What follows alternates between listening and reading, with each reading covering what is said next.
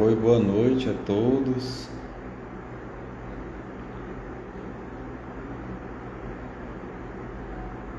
Boa noite, Su, boa noite. Entrei um minutinho mais cedo, mas já são 18 horas para que a gente se ambientasse, né? Eu queria um retorno, por favor, do áudio e do vídeo, se tá tudo certinho, se a gente pode continuar desse jeito. Eu que agradeço, muito obrigado, Su. Você sabe que para mim é uma grande alegria sempre que você me convida. Boa noite. O áudio tá bem? Tá bom? A imagem tá boa? Estou tentando aqui me organizar direitinho. Que bom, graças a Deus. Boa noite, João Neto. Seja bem-vindo.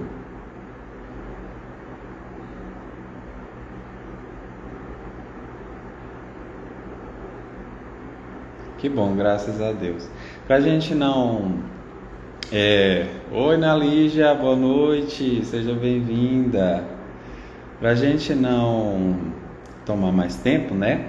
Porque nós temos o nosso tempo marcado, vamos fazer uma mensagem pra gente se harmonizar depois desse dia de trabalho, né? Desse dia cansativo, desse dia cheio de atividades, onde nós tivemos aí que elaborar na nossa vida material, nossa vida carnal, né?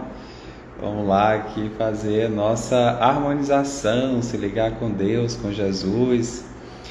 Vamos elevar o nosso pensamento, já ambientando com a mensagem, depois com a prece.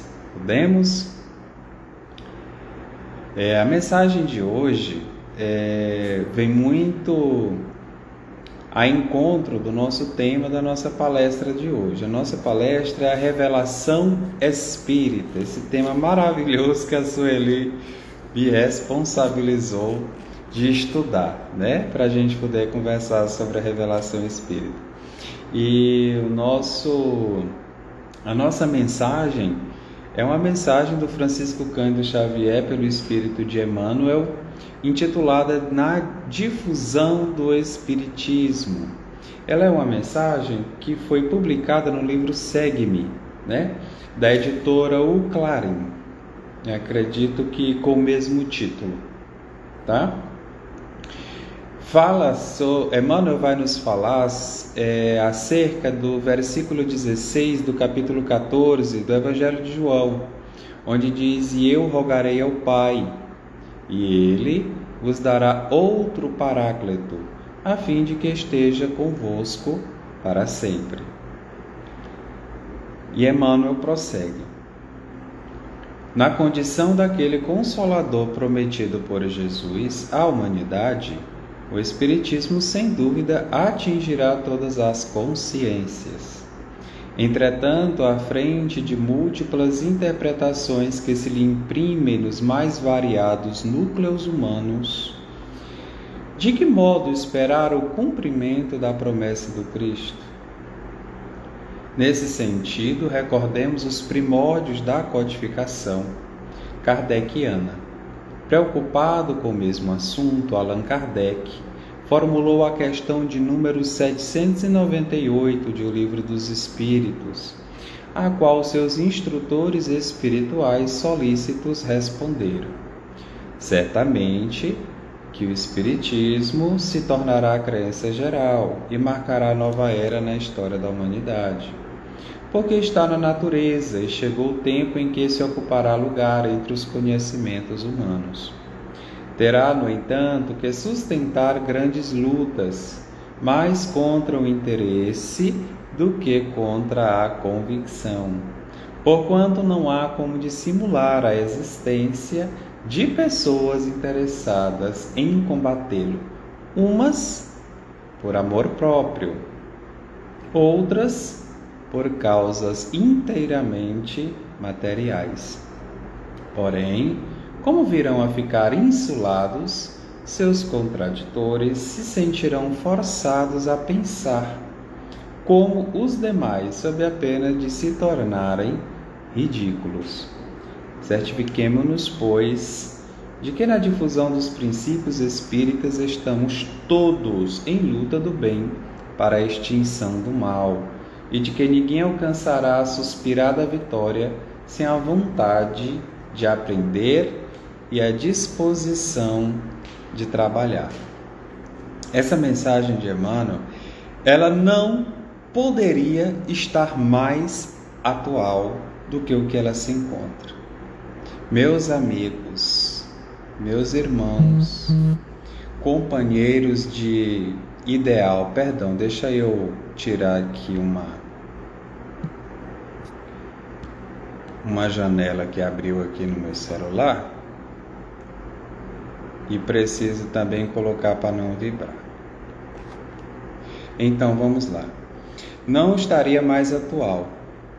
Meus amigos, eu não sei se vocês perceberam um grande movimento com o surgimento, de algumas plataformas de vídeo, de áudio, aonde os nossos irmãos em humanidade apresentam-se e apresentam a sua vida corriqueira, seus afazeres. Obviamente que também apresentam as suas opiniões, acerca deste ou daquele assunto. Apresentam também muitas divergências, com relação àquilo que a gente já vem estudando, já vem há muito tempo tentando se, vamos dizer, esposar as mensagens, espíritas. E eu nunca vi, nesse tempo em que a gente está vivendo, talvez com o advento dessas plataformas, óbvio que nenhuma crítica com relação a elas, mas como o Espiritismo está sendo notoriamente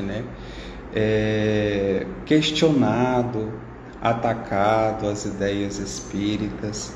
E a gente volta aqui para essa resposta dos espíritos superiores da codificação, aonde não nos deixa dúvidas que umas pessoas interessadas em combatê-los por amor próprio, outras por causa inteiramente materiais. Lá no início do Livro dos Espíritos também nós vemos o quê?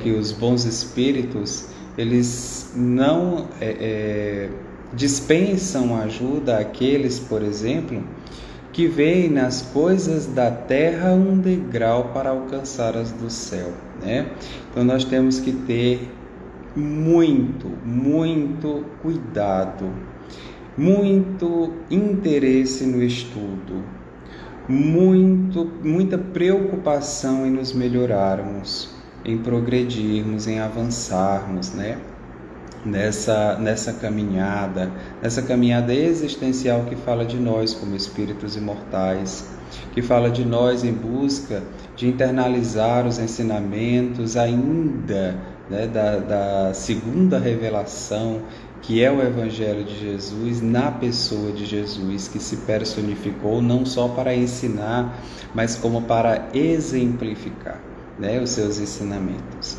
Então, como nós ainda estamos nessa caminhada com essa responsabilidade da gente poder progredir, evoluir, dar o passo reto, correto, retificado, a responsabilidade que temos, E essa mensagem nos fala de tudo isso.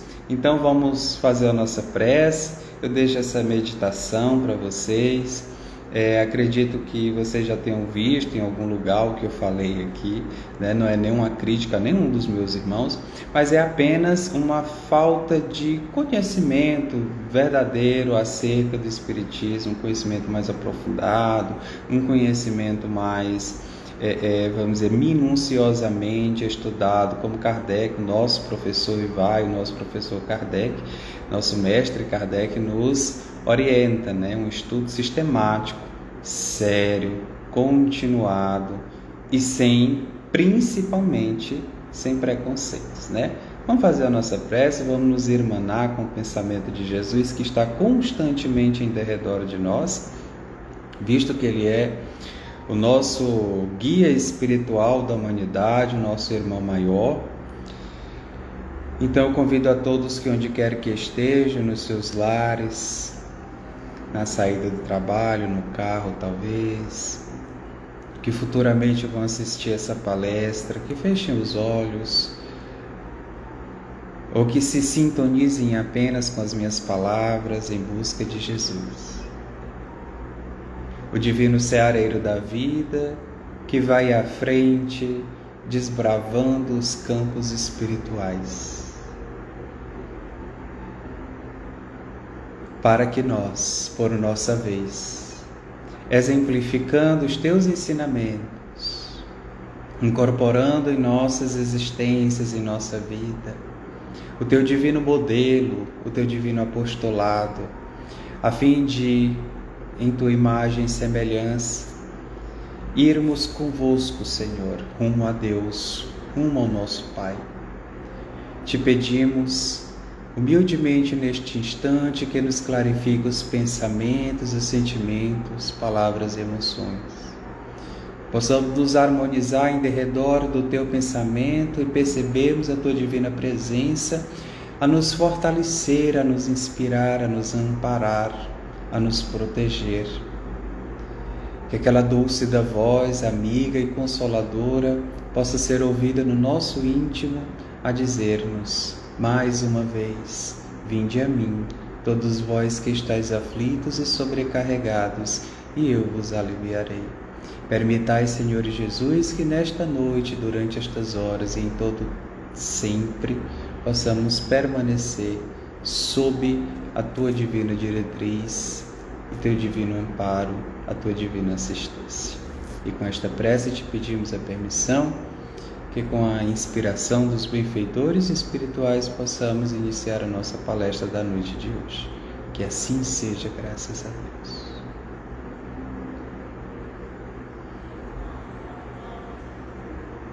Reenergizados, refeitos,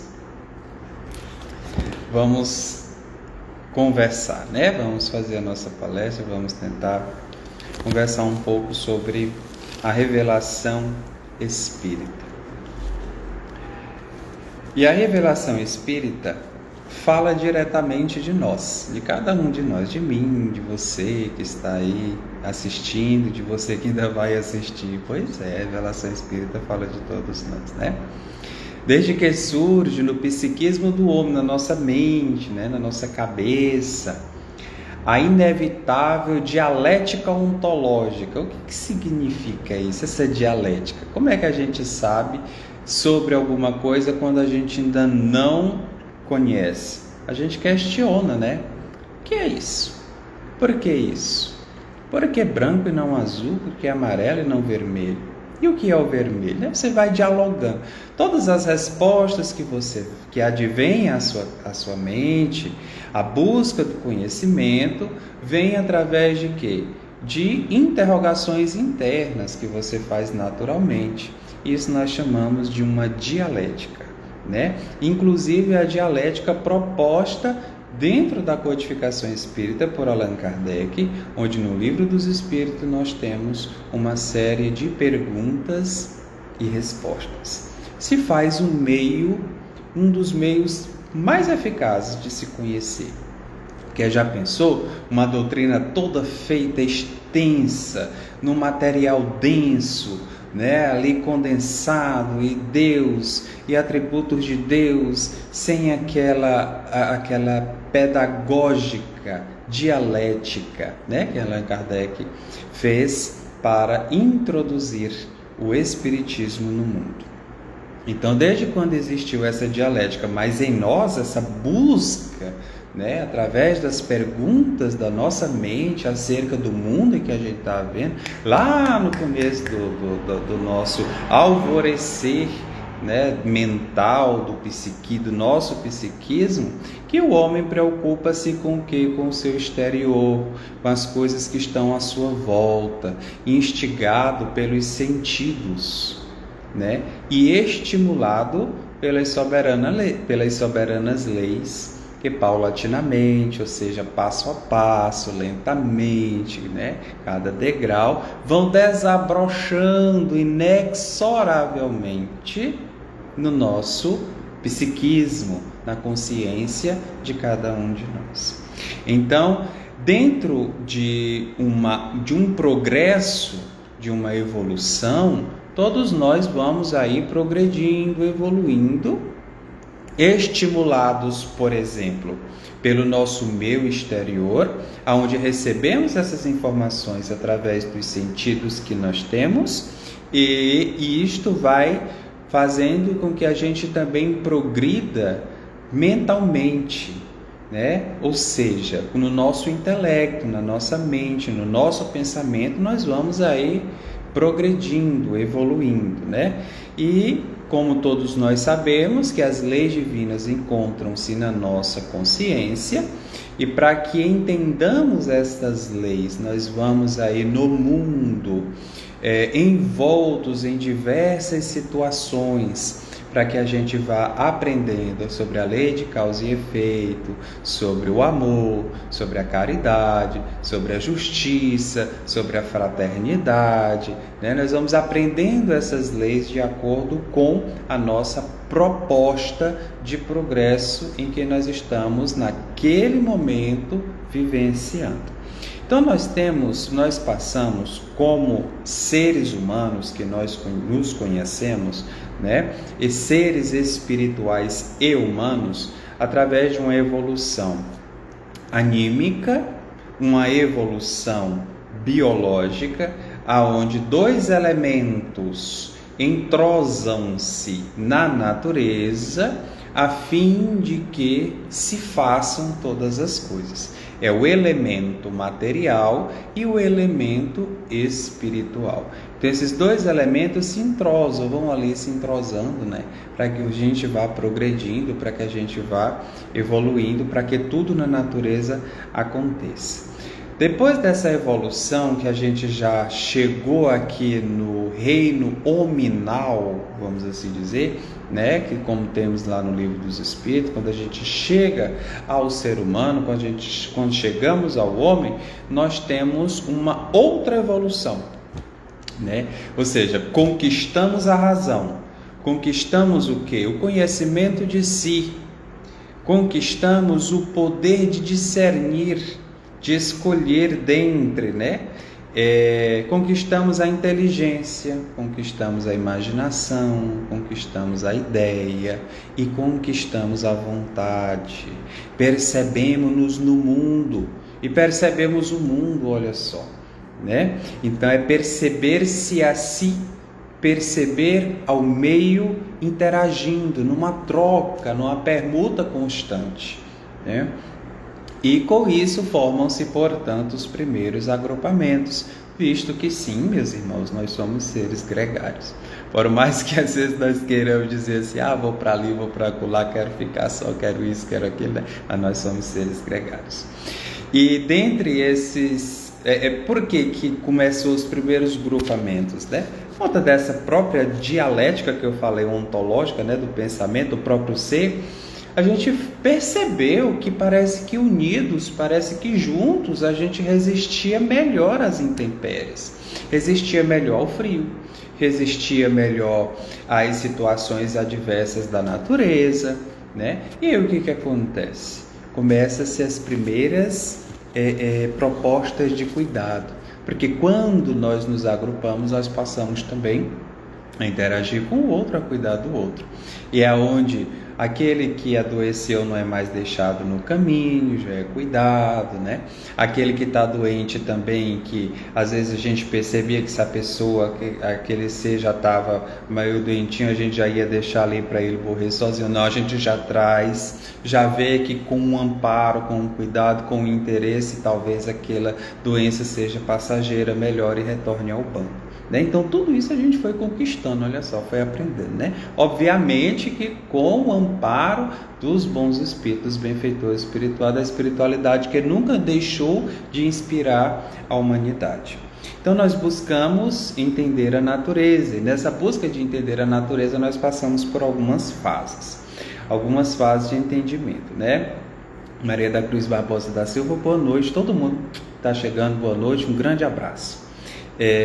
Então, a primeira forma da gente entender a natureza, buscar compreender a natureza, foi através dos mitos, da mitologia, né? O que significa esses mitos? Quer dizer que, porque é mito, é mentira, é uma quimera, é uma fábula. Sim, é uma quimera, é uma fábula, mas não deixa de ser uma forma em que o homem, bem antigo, teve para o quê? Para explicar a si e ao mundo que o rodeava. Né?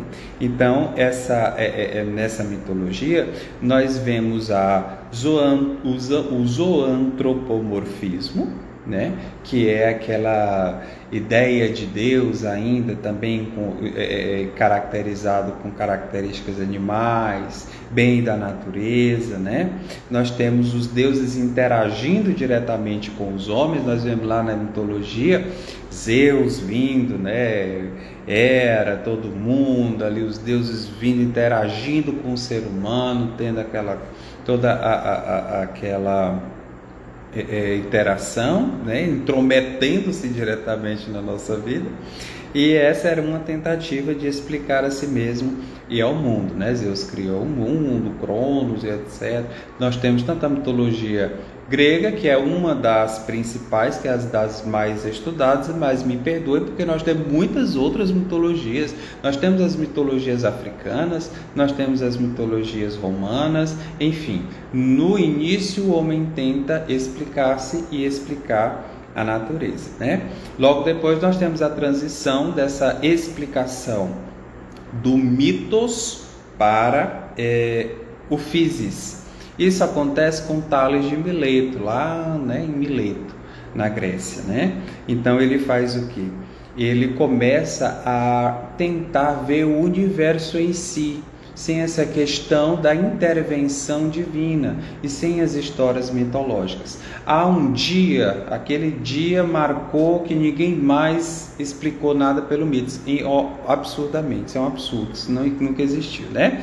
Essa transição paulatina foi se dando com o tempo e com a força mesma das coisas, com o progresso do ser humano, com o progresso intelecto-moral do ser humano. Então você vê que o ser humano, em uma determinada época, a filosofia marca isso com Tales de Mileto, aonde nós vamos ver de fato o universo em si, né? O universo per si, né? O physis. E depois nós temos aí a busca pelo arque, né? Os arquétipos, que a gente tanto ouve falar aí hoje no mundo, os arquétipos, mas lá na filosofia, na Grécia Antiga, né? Marca o pensamento mítico, né? É a busca desse pensamento passado mítico para o racional, explicar as coisas racionalmente. E nisso a humanidade vai evoluindo, vai progredindo e vai se preparando, né? Ou seja, o homem endereça o seu olhar, endereça a vulnerabilidade dos seus sentidos ao mundo para receber dele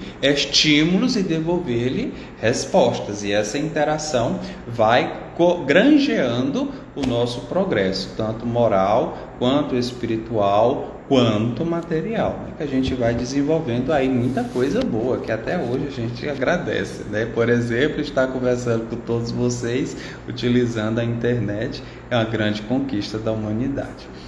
Então, quando a humanidade, depois de muito tempo, se preparava para sair do caos das civilizações antigas, né, das civilizações primitivas, surge Moisés, com a primeira revelação de Deus. E Javé, manifesta-se a Moisés no Monte Sinai, através de uma luz incandescente, de uma fogueira, dizendo eu sou, né? É o eu sou, mostrando a Moisés que nele mesmo existia uma fagulha, uma centelha, uma chama daquele eu sou Deus, né? O único Deus de todas as coisas. Então essa é a primeira revelação que nós temos, né? Que é a revelação mosaica. Então ela foi feita na primeira codificação humana, que chamamos de Bíblia, né? E Moisés deixa aí o seu Pentateuco, seus 5 primeiros livros da Bíblia, né? Gênesis Êxodo, Levítico, Números e Deuteronômio, né? São os livros 5 primeiros da Bíblia, que é a primeira codificação, ou seja, todas as revelações, nós temos um livro, uma codificação. Parece que a humanidade consegue sintetizar esses princípios, essas revelações espirituais acerca de nós mesmos, de Deus, da natureza, da vida, né? E fabricamos essa síntese para que não se perca, para que fique indelevelmente, perenemente, inapagavelmente no nosso alcance, no nosso estudo, né? Na nossa possibilidade de estudar. Então, a segunda codificação, personificada como Jesus, é a intervenção direta do alto, porque nós temos nesta intervenção direta do alto a presença em pessoa do Messias, de nosso Senhor Jesus, do nosso divino amigo, do nosso divino irmão. E ele vem reestruturar, ele não vem acabar com a lei, mas ele vem dar cumprimento, ele vem dar estrutura, ele vem dar base, porque aquele povo em que Jesus vem com o seu divino evangelho já estava preparado para receber em seu seio noções mais transcendentes acerca de Deus, da vida, do homem e principalmente uma palavra aí, né, que revolucionou o conhecimento humano, que é a palavra amor. Não mais olho por olho e dente por dente, né, como assim se dizia na lei, mas amarás ao teu próximo como a ti mesmo. E a segunda revelação sai diretamente da primeira, porque ela é o que? Prometida. A vinda do Messias, ela é prometida já na primeira codificação, já na primeira revelação. Então Jesus vem e revoluciona aí o nosso pensamento, que a gente já está em 2023, tentando colocar em prática os nossos planos de 2018, né? Da virada do ano de 2018 a gente conseguiu alguns, outros a gente está aí ainda pendendo para tentar conseguir. E o Evangelho de Jesus, encarnação e pós-encarnação e pós-encarnação, tentando se fundamentalizar a nossa vida nesse divino apostolado de amor, né? Então a Bíblia, ela é a síntese da revelação da antiguidade. O Evangelho é a do mundo greco, romano, judaico, e o Espiritismo, que nós vamos falar agora, a nossa terceira revelação, ela é a síntese do processo histórico espiritual, né, do mundo moderno. Então aqui, deixa eu ver se eu deixei passar alguma coisa. Não, ainda não, graças a Deus. Então o Espiritismo veio como uma reorientação do nosso pensamento. Então, dos princípios evangélicos, lá em João, né, João capítulo 14, nós temos assim, nos versículos 11, 12 e 13, né? Crede-me que eu estou no Pai, o Pai está em mim. Crede-me, ao menos por causa das mesmas obras. Na verdade, eu vos digo que aquele que crê em mim também fará as obras que eu faço e as fará maiores do que estas, porque eu vou para o meu Pai. E tudo quanto perdides em meu nome eu farei, para que o Pai seja glorificado no Filho. Se pedirdes alguma coisa em meu nome eu farei, se me amais, guardai os meus mandamentos.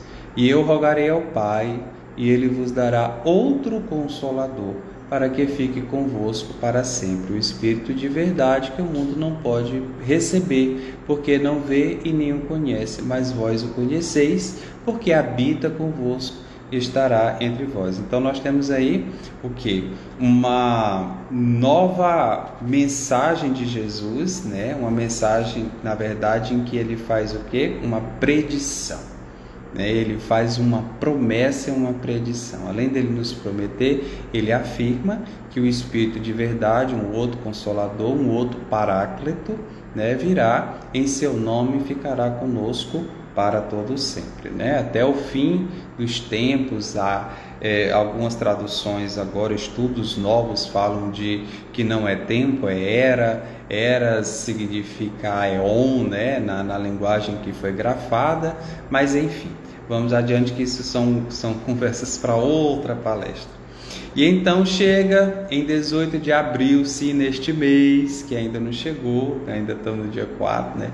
A 18 de abril de 1857, raia para o panorama do mundo e dos espíritos encarnados e desencarnados, né?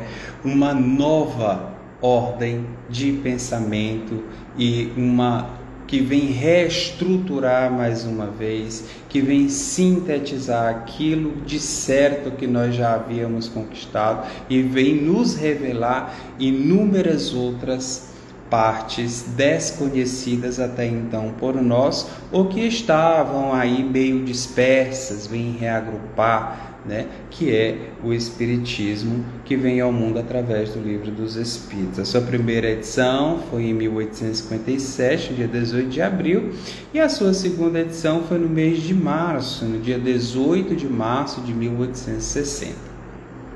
E lá no primeiro capítulo do livro de A Gênese, que é o quinto livro da codificação kardeciana, né? O que nós temos? Um capítulo chamado da Revelação Espírita. É um capítulo que eu aconselho que todos nós leiamos e releiamos com bastante atenção, com bastante cuidado, com bastante buscas. Por quê? Porque é um capítulo que nos fala estritamente da doutrina espírita, a fim de nos precaver com relação ao futuro dessa doutrina que tanto nos ilumina, que tanto nos fortalece, que tanto nos consola, que tanto nos ampara e nos orienta, né? Então ele não vai falar apenas dos caracteres da revolução espírita. Allan Kardec vai definir o espiritismo em trilhas seguras para o futuro.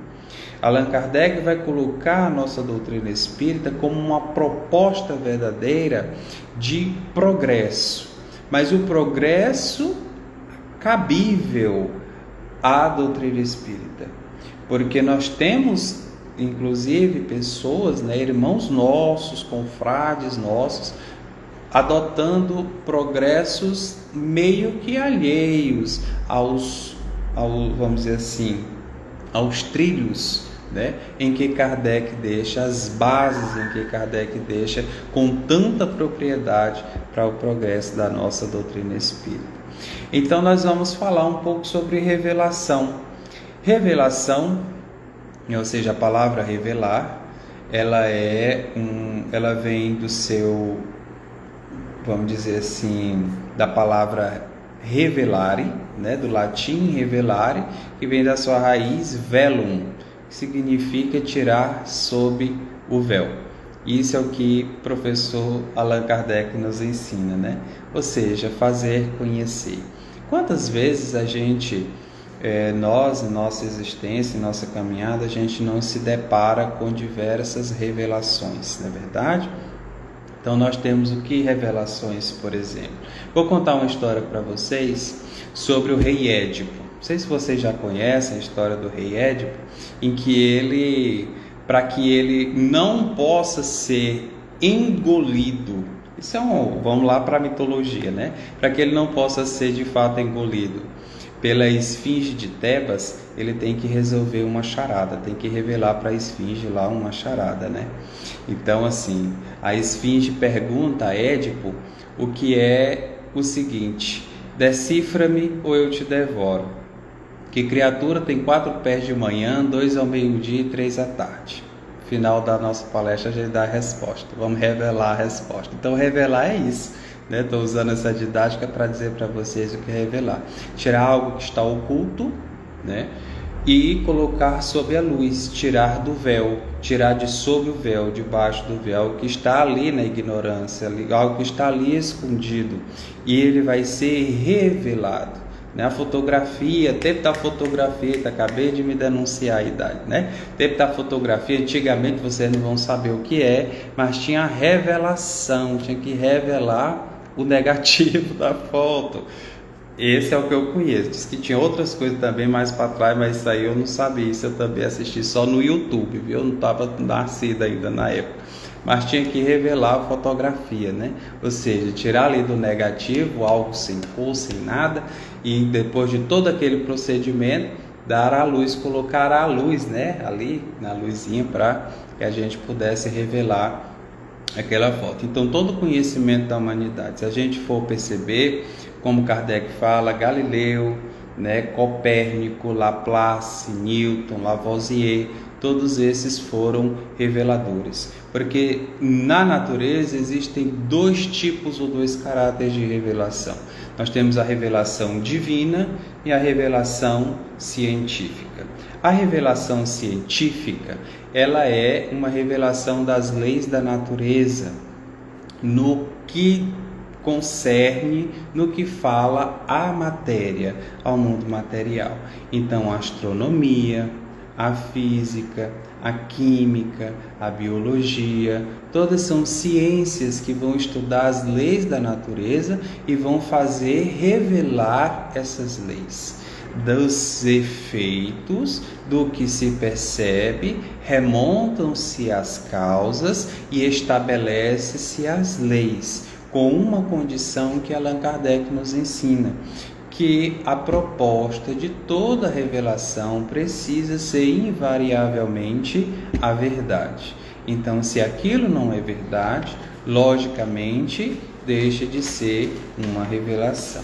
Nós temos os reveladores, por exemplo, de primeira ordem, no caso das ciências naturais, das ciências da natureza, que são os cientistas. Eles adotam um método científico, tudo uma proposta, adotam uma hipótese, adotam um estudo, como vai ser feito, como vai ser elaborado, a metodologia, discorre tudo aquilo ali, aplica toda, né, aquele método e chega aos seus dados, e dos seus dados eles chegam às suas conclusões.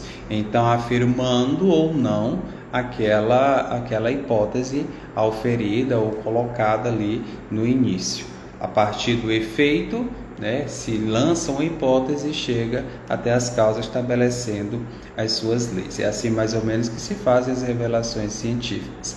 Até um tempo atrás nós estávamos em busca de algo dentro do átomo ali que gerasse uma força atrativa para que os elementos do átomo, o elétron, os prótons, os nêutrons, os quarks, os leptons e etc. não se desagregassem. Teria que existir ali um elemento agregador. Ué, como isso não desagrega? Tudo é força eletromagnética, e nessa troca, né, de elétrons e etc., nessa interação atômica, fica todo mundo unidinho ali, né? Como que é? O que acontece? E aí nós descobrimos o que? O bóson de Higgs, né, que é ou partícula de Deus lá no grande acelerador de partículas, né? Então isso é uma revelação científica que muda de alguma forma, impacta positivamente o nosso progresso como humanidade. E nós temos as revelações divinas, por exemplo, das quais eu já falei, as 3 que nós temos até agora. Nossa primeira revelação com Moisés, a nossa segunda revelação com o Jesus e seu Evangelho, e a nossa terceira revelação com o Espiritismo. As 2 primeiras nós temos elas centradas numa personificação. Por exemplo, apesar de não ter sido nem por ele nem para ele, mas sim para toda a humanidade, a primeira revelação nós temos ela centrada na pessoa de Moisés. A nossa segunda revelação nós temos ela centrada, né, divulgada por Jesus.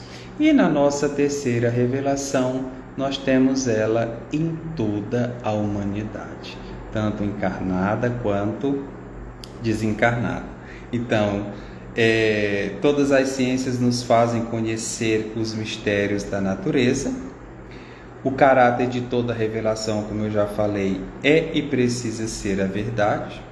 Jesus não podia revelar conhecimentos que só o Espiritismo nos trouxe acerca do Espírito, acerca da matéria, acerca da reencarnação, acerca da vamos dizer, definição que o Espiritismo nos dá de Deus, né? E toda revelação tem a sua razão providencial. Toda revelação vem de uma razão providencial para aquele tempo em que ela se encontra. A revelação espírita, em específico, nós já estamos encerrando, tá? Ela tem dois caráteres. Ela tem uma iniciativa divina, porque ela aparece providencialmente por iniciativa dos espíritos, e ela tem um caráter, né, humano, porque ela é elaborada, desenvolvida pelo estudo dos homens. Então, assim, não foi algo que veio pronto, consolidado, pontífice, né? Como se fosse dogmático lá do plano espiritual para nós. Foi algo que nós fomos elaborando ao longo do tempo e continuamos elaborando. O Espiritismo, como terceira revelação, surge pela força mesmo das coisas, porquanto é uma doutrina que salta de todo o homem e de toda a natureza. Não tem como, meus irmãos, olharmos para o outro e não percebermos nele o espírito imortal. Não tem como nos percebermos e não entendermos através da nossa mente, do nosso próprio pensamento, ao nos estudarmos, averiguar que tivemos apenas esta existência. Aos exemplos de antipatias e simpatias que nós devotamos às vezes às pessoas, né, em que deveríamos ser simpáticas, e algo ali no fundo do nosso coração nos pede que trabalhemos aquele sentimento, porque na verdade nós temos um comprometimento moral com aquele irmão, né? Quando nós olhamos para as crianças, para as pessoas, com todo tipo de especificidade em si mesmas, às vezes as crianças nascem uma com saúde, outra já nasce ali doentinha. Será porque não há justiça, né? Onde Deus está com toda a sua justiça? Então vem o Espiritismo, que salta como verdade, por força mesma das coisas, de nós e de tudo que nos rodeia, a falar sobre a imortalidade da alma e a falar sobre cada um de nós, né? Então, eu espero ter conversado com vocês claramente sobre a terceira revelação, sobre as características dessa terceira revelação, né? Sobre tudo que o Espiritismo tem a nos oferecer. E no capítulo 1 de A Gênese, importante é também estudarmos, porque lá nesse capítulo, quem puder, por favor, dê uma olhada, estude, que lá ele também vai nos falar o que o Espiritismo não pode nos oferecer. Porque o que nós mais estamos vendo hoje em dia são pessoas, são confrades, são irmãos nossos, pedindo ao Espiritismo aquilo que o Espiritismo não pode oferecer, não pode dar. Então a gente precisa estar bem inteirado quanto, né, essa doutrina de amor, essa doutrina que nos permite progredir. Então vamos encerrar a nossa live, o nosso momento de hoje. Alguém tem alguma pergunta? Nós temos 2 minutinhos aqui. Se alguém tiver alguma pergunta, a gente faz uma prece bem simples. Se alguém quiser falar alguma coisa, senão a gente vai agradecendo a presença de todos vocês, a paciência. E eu não esqueci não, tá? Eu vou dar aqui a resposta da charada. Vou revelar para vocês o revelador de segunda ordem, que de primeira ordem são os cientistas lá nas ciências naturais, né? Os reveladores de segunda ordem são aqueles que já pegam o que está revelado e didaticamente fazem com que aqueles que não conheciam, que já tinha sido revelado por outros, né, conseguem passar aquele conhecimento, aquele ensinamento. Então, decifra-me, eu te devoro. O que tem? Que criatura tem 4 pés de manhã, 2 ao meio-dia e 3 à tarde? Gente, é o ser humano, né? E Édipo responde muito assertivamente, né? É o ser humano. Por quê? Porque quando ele está com o bebê, ele engatinha, anda sobre os 4 pezinhos, né? Está engatinhando. Quando adulto, anda sobre os 2. E na velhice utiliza de uma bengala, tendo 3 pés. E com essa charada ele vence, né, a esfinge lá de Tebas. Tá bom? Vamos fazer a nossa prece. Te agradecemos, Senhor Jesus, por esse momento em que podemos nos irmanar mais uma vez em Teu nome. Rogamos-te o amparo e a assistência de que carecemos. Mas igualmente, Senhor, te pedimos humildemente que incuta em cada um de nós a responsabilidade que nós temos com relação à vivência dos teus ensinamentos através do teu divino Evangelho, e que estes mesmos ensinamentos passam puros para esta doutrina de amor e de luz, que nos permite conhecer-te como homem, como espírito, mas principalmente como amor. Fortalece-nos, inspira-nos e sê conosco hoje e sempre. Que assim seja, graças a Deus. Já é com saudade. Obrigado a todos vocês. Obrigado, Nalígia. Beijo, Su. Fiquem todos com Deus. Que Jesus nos abençoe.